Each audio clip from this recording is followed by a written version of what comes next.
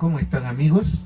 En esta oportunidad vamos a hablar sobre un método muy importante también, pero tampoco no es muy conocido por los jóvenes investigadores y sin embargo es muy útil para la investigación en educación y ciencias sociales. Se trata del método ex post facto. Vamos a ver. Definición.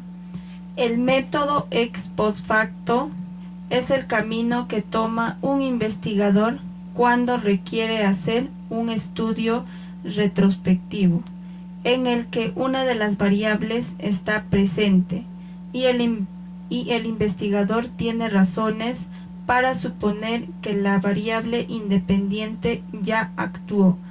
Su empleo otorga una aproximación a las causas del fenómeno en estudio.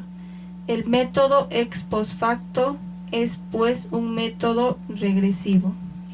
Bien, entonces lo primero que debemos recordar es que este método nos permite también acercarnos a el estudio de las causas.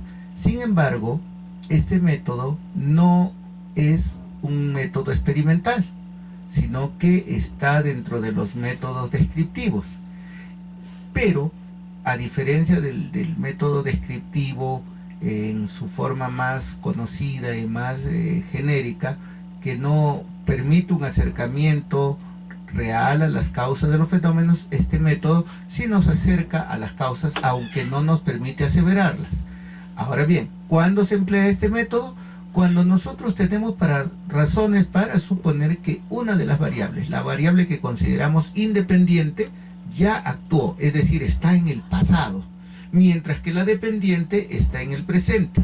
Entonces, en este caso, hacemos un estudio retrospectivo. Vamos del presente hacia atrás buscando la causa del fenómeno. Veamos ahora las características y con ello lo vamos a comprender mejor. 1. El investigador no manipula las variables en estudio. Esto es muy importante porque quiero que noten que este método no es uno de los métodos, no es un método experimental, sino es uno de los métodos descriptivos.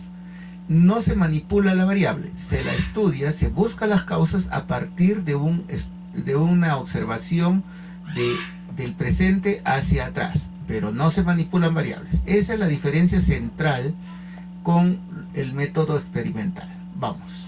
2. Aunque no permite establecer con certeza relaciones causales entre variables, sí permite una aproximación a ella. Como hemos dicho, con este método no podemos aseverar contundentemente relaciones causa-efecto, pero sí podemos acercarnos al estudio de las relaciones causa-efecto de los fenómenos, sobre todo en ciencias sociales, donde las cosas no ocurren tan de forma mecánica o rígida como suele ocurrir en algunos otros fenómenos de la vida cotidiana. 3. Las variables que se suponen independientes están en el pasado, es decir, ya ocurrieron, mientras que la variable o variables dependientes están en el presente. Esto también es importante para que distingamos el método ex post facto de otros tipos de estudios, como el causal comparativo. Es importante recordar que en el ex post facto se usa este método cuando una de las variables ya está en el pasado, ya ocurrió, ya está en el pasado, mientras que la otra, la dependiente, está en el presente. Por eso es que empleamos este tipo de método, porque este es un método regresivo. 4. Se emplea cuando se hacen estudios retrospectivos. Es justamente lo que acabamos de señalar. Si tenemos que buscar las causas hacia atrás, entonces empleamos el método ex post facto. Ejemplos. 1. El aprendizaje de la lectoescritura antes de los 6 años tiene efectos negativos sobre la afectividad de las personas.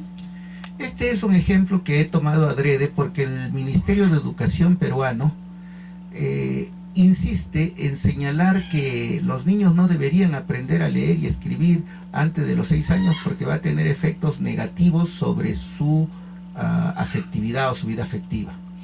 Pero esto lo afirman porque se les ocurre, no han presentado estudios e investigaciones que refrenden esta afirmación. Pero estas cosas justamente son incentivos para que los investigadores puedan trabajar al respecto.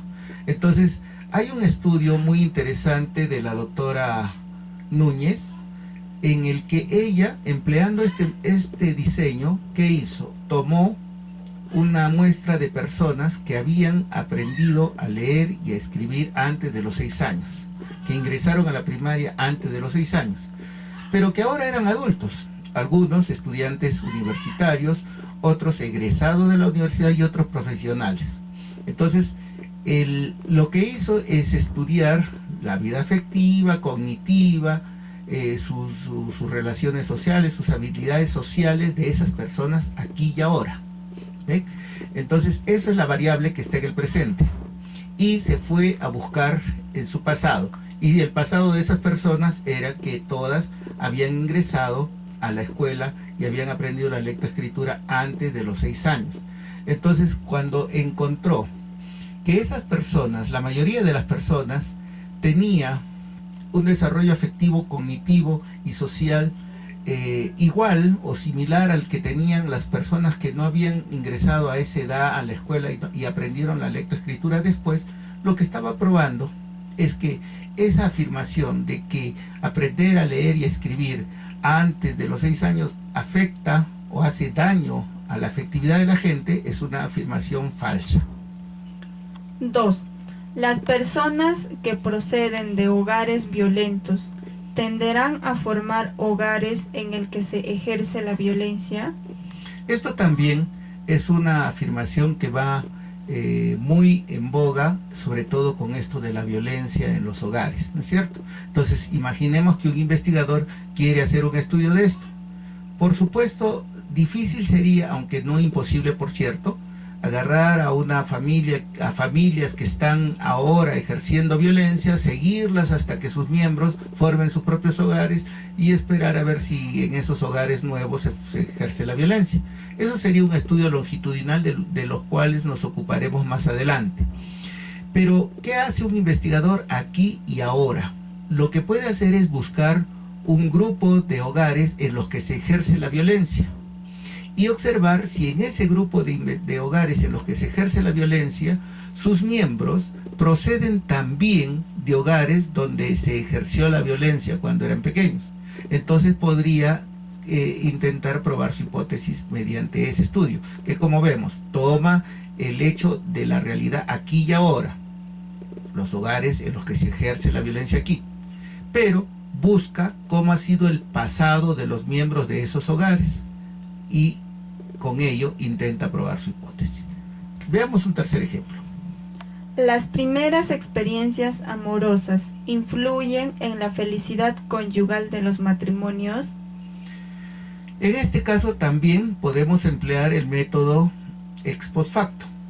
Buscamos, por ejemplo, podríamos buscar un grupo de personas que declaran ser felices con sus cónyuges aquí y ahora. Y posiblemente podríamos incluso tomar otro grupo, ya hablaremos de ello más adelante, de personas que declaran no ser felices con sus parejas actuales. E indagamos hacia atrás, cómo fueron sus primeras experiencias de ambos grupos de personas, sus primeras experiencias afectivas. Si encontráramos que todos los que declaran, o la mayoría de los que declaran ser felices con sus parejas actualmente, han tenido también experiencias positivas en su primera vez, y por el contrario, los que ahora declaran no ser felices con sus cónyuges y tampoco tuvieron una buena experiencia inicial, entonces podríamos suponer con cierta legitimidad que efectivamente la primera experiencia amorosa influye sobre la felicidad conyugal posterior. Entonces, son ejemplos que nos permiten entender cómo con el método ex post facto podemos ir hacia atrás y buscar relaciones causa-efecto que ya pasaron, o sea, la relación entre una variable pasada, causal, y una variable presente, que es dependiente, consecuencia. Entonces, como ven, estamos brindándoles alternativas a los jóvenes investigadores para que puedan hacer sus trabajos de investigación en condiciones en que no van a poder hacer experimentos y que van a tener que buscar soluciones para enfrentar sus trabajos. Este video, si es que es agradable para ustedes y que lo han comprendido, compártanlo y coméntenlo.